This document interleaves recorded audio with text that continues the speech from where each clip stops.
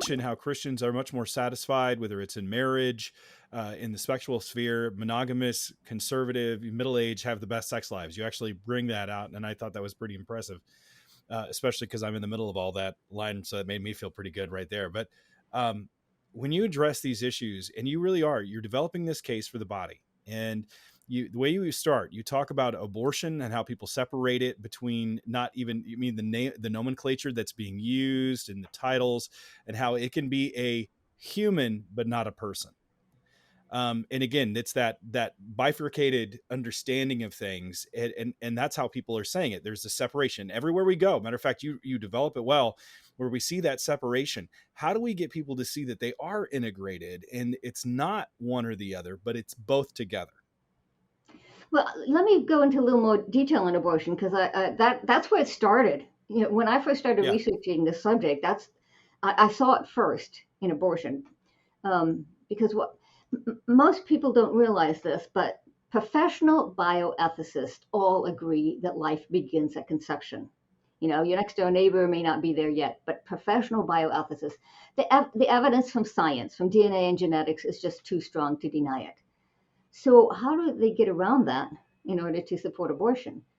What they say is the fetus can be biologically human, genetically human, chromosomally human at some point, but it doesn't become a person until sometime later. So, if you can be human at one point, but not a person until sometime later, then clearly these are two separate things. And personhood is usually defined in terms of mental abilities, some level of cognitive functioning, self-awareness, and so on. And so you can easily see this is again Schaeffer's upper story, lower story divide. So in the lower story, what we know by science, the human fetus is clearly human. But when we talk about personhood, we're talking about the value that we put on human life. What moral status does it have? Is it deserving of legal protection? So see, it is again the fact value split. And what we have to help people to see is, um, like you said, we can't split it that way. You have to make detailed arguments that um, the fetus is human from the beginning. Every human is a person. If you allow them to be separated out like that, then, as everybody knows, once you allow being human, being human is no longer enough for human rights. Basically, is what Hmm. is what Hmm. bioethicists are saying. In other words, they'll acknowledge the fetus is human, but they'll say nonetheless, you can kill it for any reason or no reason. You can tinker with it genetically. You can do research and experiments on it.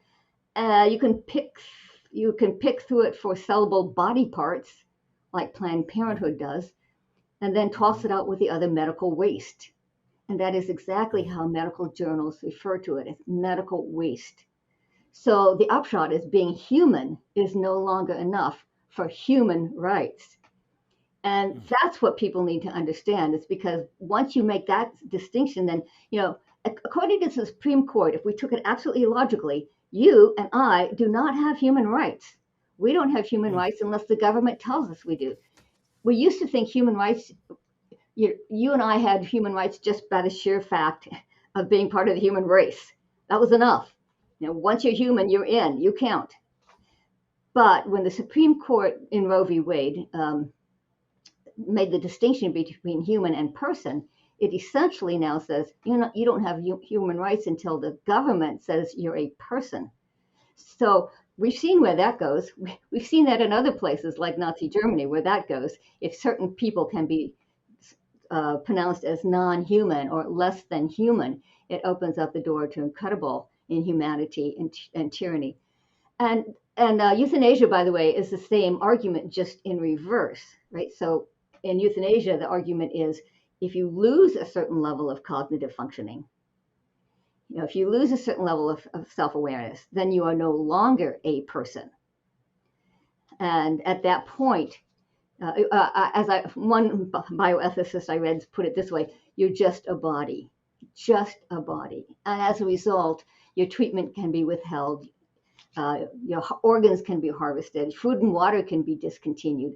So once again, being human is no longer enough for human rights. So that's what we're facing today. And that's what people have to realize. The consequence of making this distinction is we've lost the notion of human rights.